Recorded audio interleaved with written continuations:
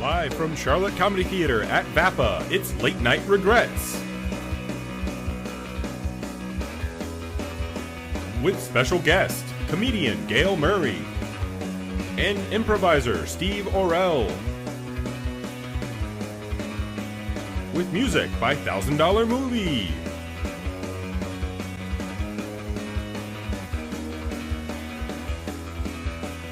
Now introducing tonight's host, Stuart Ranson! Hello, everybody! Welcome to Late Night Regrets. We are so glad that you have joined us this evening here live and in studio. Everybody give a shout out to the tens of people that are watching us on our live stream right now. Say hi! Hi! They are going to be watching us on the YouTube live stream, but you are here live in our studio audience. We are so excited. So we are working on finding creative ways of coming up with funds to support the show. Now, a lot of YouTubers use sponsors in order to support their efforts, and we are no different, which is why Late Night Regrets has taken on a sponsor. We have made a deal with Mafia VPN. That is right. They are providing quality internet privacy protection with thinly veiled threats. Shirt. Oh, we got merch. Okay, great. Sure would be a shame if companies mishandling data suddenly found their servers sleeping with the fishes. Mafia VPN, wear the shirt. I'm not wearing this shirt. It's lovely, though. It looks You like a have to quality wear it product. now. We're a sponsor. Well, guests can sign up now using code BROKENLEGS to get 10% off your first month. You wear it. Well, whenever we have a sponsorship, though, we have to wait until purchases are made before we see any return on that. So we've diversified our budget-making efforts. And we are selling high-ticket items now to members of our studio audience. Get your timeshares here. Hot properties. I'll take Miami in January, please. Whoa. Miami, Ohio, huh? No, never mind. Oh. Okay, that one might not be the right approach. We are a work in progress, and another way that we have diversified our budgetary needs is by selling the experience of coming backstage to see the backstage workings of Late Night Regrets. This is our first purchaser. This is Gilbert. Gilbert has bought the opportunity tonight to follow our audio engineer around. Say hi to everybody, Gilbert. What's going on? You see this? Okay. You see this? Yeah, I feel it. Here you go. Here. Okay. That dude just stole my mic. I know. Oh boy. Okay, now I'm trying to mute. I know. Okay. Okay, thank you. Oh, thank you for your help. Speaking of budget, these mics are really expensive, so I should probably be more careful with this. Well, we'll take a look at Gilbert and hopefully get our other lavalier microphone back.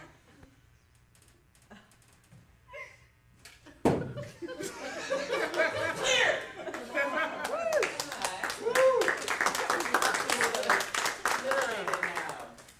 So, in our ongoing budgetary constraints, we have two amazing guests that are coming up later, but for our first guest, we unfortunately had to scrape the bottom of the barrel just a little bit. We had to aim a little bit low, but our first guest was the assistant clerk for Mecklenburg County from 2005 to 2007, and during their short but powerful tenure, they changed the margins of recorded documents from 1/8 of an inch to 1/4 of an inch. Ooh, I know, very exciting. Scandalous. It was a different time. Please welcome to the stage our first guest, Ethan Palmer. Come right up on stage, Ethan. It's so nice to meet you.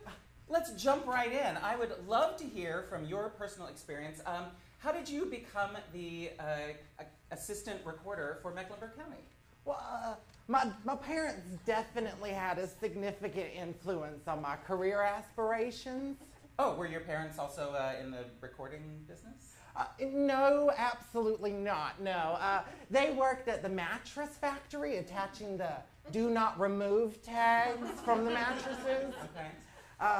When they got divorced, I went with their attorney to the recorder's office to record the child support plan. When the clerks took that packet and stamped it, I knew what my destiny was. That is both powerful and strange as an origin story. Stuart, can I call you Stuart? You may.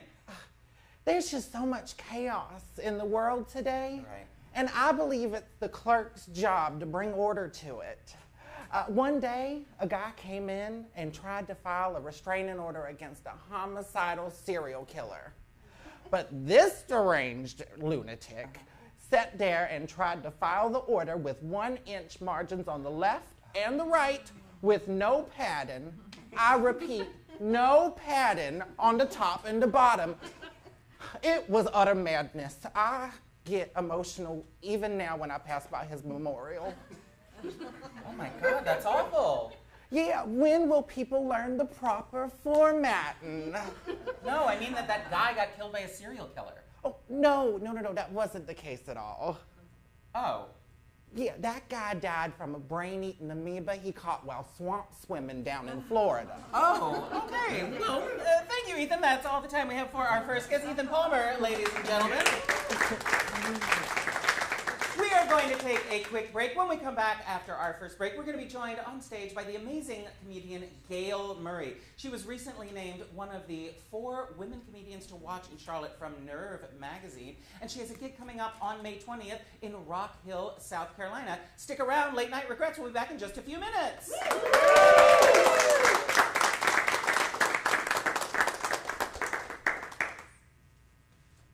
Hey there!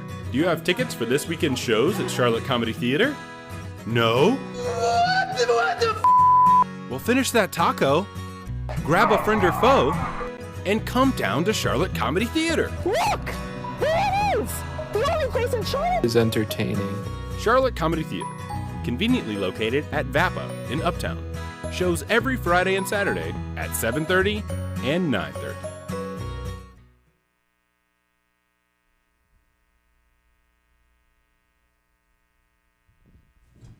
And we're back!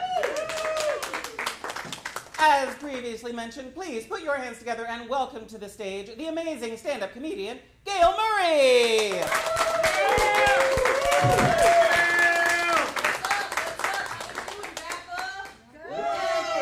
If you're a guy, say if you're a girl, say ooh. If you're a guy, say ooh. Nice. All right. So, what do I look like? I know what I look like. I look like Danny DeVito cosplaying as Matilda. Come to accept it. Anybody got any tattoos? Anybody got any tattoos? What you got? Yin yang feathers. Yin yang feathers. Yes. Where? On my arm. Nothing exciting. Don't get too excited. Oh man, will you take off your shirt and show me? I can't do that. No. Oh boo! What if I give you $5? Okay, well let's go in that back room back there. Meet me in the green room. I don't have any tattoos. First tattoo I'm gonna get is just gonna be my mom looking disappointed. Your mom gets it. So, yeah, I just turned 30. Anybody else 30 and up? No, we're all young. Yeah, I just turned 30, but I spent most of my 20s working in the kitchen. And working in the kitchen can be hard for the same reason doing stand-up can be hard. You have to work with a lot of men. And men don't always know how to address you in a professional setting. So we had just hired in this new cook, right? And I was like, hi, I'm Gayle. It's really nice to meet you. Because I always have my customer service voice on. And, you know, I'm working in a kitchen. I'm working with, like, pedophiles and former gangbangers. But I'm still just like, let's talk about biscuits. So we hired in this new cook. And I was like, hi, I'm Gayle. It's really nice to meet you. And he's like, yeah, nice to meet you too, baby. And I was like, sir, I find being called baby at work very offensive. You will call me daddy! I was like, I'm sorry, daddy. Kicked at the ground a little bit. And I was like, that's right, baby. Get back to work. So, yeah, I spent a lot of time working in the kitchen, and one day I was working in a basement by myself. That's where I spent most of my 20s. Just making stuff. And one day this machine broke, and it started to make this really weird sound. And I'm going to give you an imitation of that sound now. So I'm just working by myself, and it's all quiet. And then I just hear...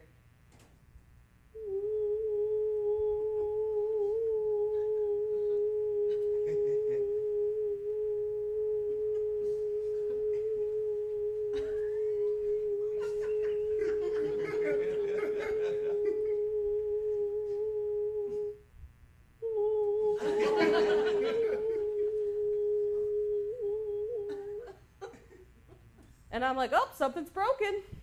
Something's broken down here, but I don't get paid enough to tell a boss. So I just let it go. And the next day, my boss comes downstairs, and she looks at the machine, and then she looks at me, and she's like, was that the machine making that sound? I thought you were just down here singing. You really think I'm just in a basement by myself all day, just going, woo, hear your biscuits, woo. What song am I singing? Is it the song by Cardi B that goes, woo?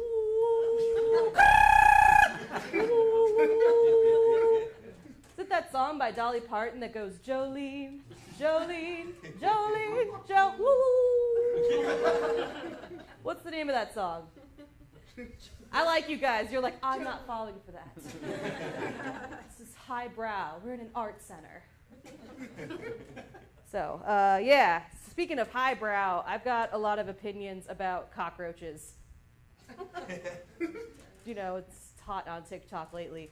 And I don't like cockroaches because they think they're slick. And I can say that in Spanish. No me gustan las cucarachas porque piensan que están suave. Spent 4 months living in Costa Rica, and you're going to know about it.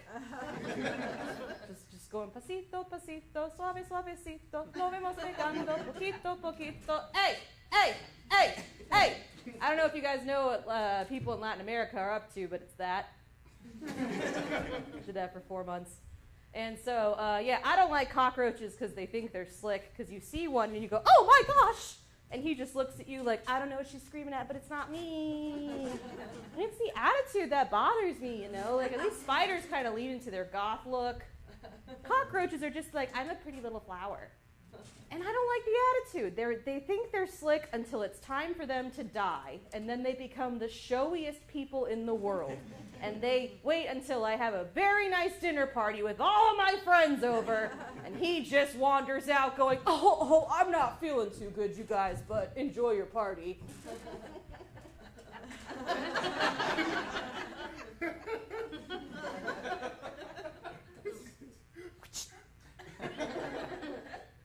Stuart's gonna have to sweep me up. Thanks, guys. I'm Gayle Murray. I know, I've got to put this somewhere. Gayle Murray, ladies and gentlemen. She's coming right back onto the stage. We're going to pull our chairs a little bit closer to the audience so we can have that intimate effect. And so that we can both be comfortable. Welcome, Yes. Gayle. Hey. Nice to have you here. Thank you for having me, Stuart. That was a great set. Thanks for doing that for us. Of course. Now, I am not a stand-up comedian, but is that what you would call your type 5? Yeah. This is where I'm like, you should give me money because I'm funny. Oh. So it's a little bit like your calling card. This is your... Yeah, where it's like, this is, like this is the stuff where it's like, I've been working on this for years. Okay. Yeah. And that is somehow, a condensed but emblematic version of the comedy that you would provide in a longer set? Yes. Okay, that's awesome. So that is your type 5. Tell us, how did you get started in stand-up? I was an English major. Woohoo! English majors, where you at? Join the club. Yeah. Woo! And I took a playwriting class, and everyone read my plays out loud, and they were like, your plays are really funny. They're like, you have a natural comedic writing ability. So I was like, what if I just wandered into and started doing open mics? Like, let's put this to the test. Okay, that's really interesting that it was a playwriting class. And that your plays were funny, but that didn't make you think, well, I'm going to be a comedic playwriter. I don't have, I don't have access to a theater. I'm a poor person. Like, I have access to a free open mic. You have access to a bar. Yeah, I have access to 2 a.m. sitting alone with other lonely people. Like, okay, cool. cool. So where are you in your comedy journey in terms of you're developing your set of material and then it gets incrementally longer the more like jokes you write and get under your belt? Yeah, so you start doing your 5 minutes and you're like, I've got a good 5 minutes. They're going ha ha ha. Then you start doing 10 minutes and you're like, this is scary and hard, like running 4 miles. You know, like it's hard. But right now I have 20 minutes and I'm aiming for an hour, but my short-term goal is 30 minutes, and then people really will, you know, like give you more money. More time equals more money. That makes sense. That Yes. makes total sense. That's why the headliner goes last. 'Cause they have Yes. like the longest set. Yeah. And they're the marquee event. Yes, exactly. I want to be a headliner, not there yet, but we're like a little flower that's growing. Lovely. What do you consider your greatest strength as a stand-up? I'm not sure. I want to be like, I'm genuine, but it's also like silly voices. Ooh, yeah. I don't think a lot of people lean into it's starting with someplace genuine and then making it fun. You know, I'm a little clown up here, you know. Okay. So it's starting genuine and then being like, but what if I did this in a funny voice? And then it might go into a little bit more absurdity. Yeah. Great.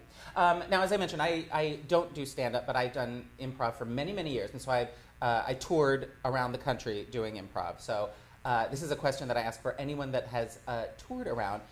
Tell us about the worst gig you've ever done. Ooh, worst gig. It might have been, you know, I've been bragging about, South Carolina and how much they love me.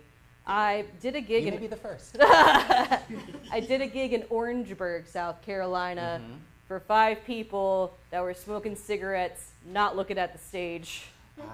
And you're like, how do I get them to like me? But I learned a lot at my worst gig because I obviously didn't do well at all. And then I watched this one comedian try so hard that everyone was standing around the stage by the end because she was like that committed and like that into it.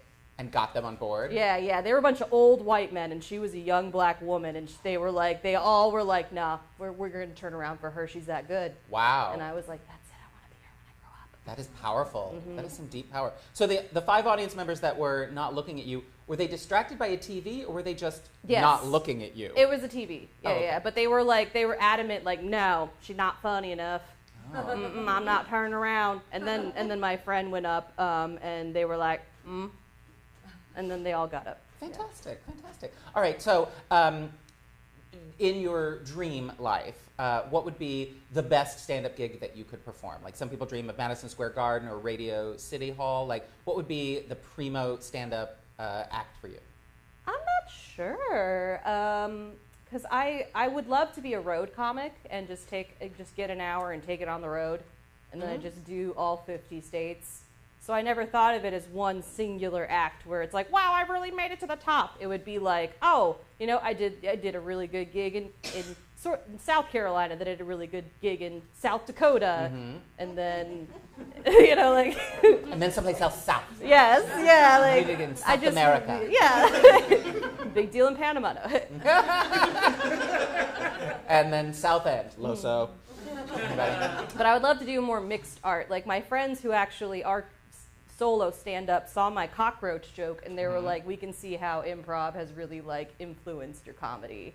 Right, and because you do perform improv here at Charlotte Comedy Theater. Yes. And how does that work with your stand-up? Does it supplement it? A lot of stand-ups want to be like, I'm just going to describe the funny thing, and it's going to be funny how much I describe it. And I'm like, I will not just describe the dead cockroach. I am the dead cockroach. Yeah. The dead cockroach is me. And that is not a paradigm I had before improv. You should definitely get some merch that says, the dead cockroach is me. Those in the know, the Gayle Murray stands out there, are going to be wearing those T-shirts around, and everyone will be like, oh, yes, I see you. I know you're a Gayle Murray fan. Well, Gayle, thank you so much for joining us. Thank you are you, fantastic. Stuart. Star on the Rise, Gayle Murray, everybody. Thank you. Stick around. Coming up after the break, we've got more Late Night Regrets with improviser Steve Orrell. We'll see you in just a few minutes.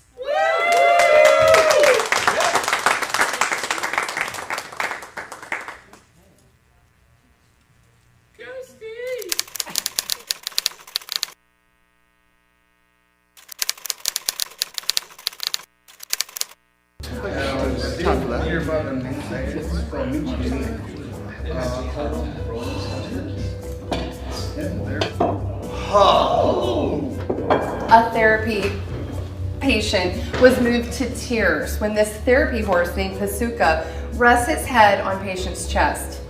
The Equine Therapy Center in Brazil stated that had they never seen one of their horses do this with one of their patients. Oh, there's nothing like horse hugs. His voice was hoarse when he said thank you. Oh, look! A squirrel and a beaver are partying by a stream.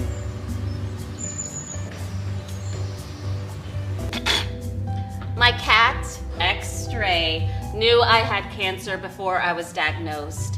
He started cuddling into me and being really affectionate after 9 years of only sitting next to me. Animals are wonderful. How are you now, Linda? Maybe well, at least in your soul. I'm doing good. 2 years since diagnosis, and palliative care is giving me more time to make memories with family and friends. Was originally told months, not years, but I'm a stubborn cow. LOL. Thanks for asking. The man was upgraded to stable condition. I shouldn't laugh, but really? Making puns at this moment? It's a beautiful scene between a man and an animal. That's the main thing.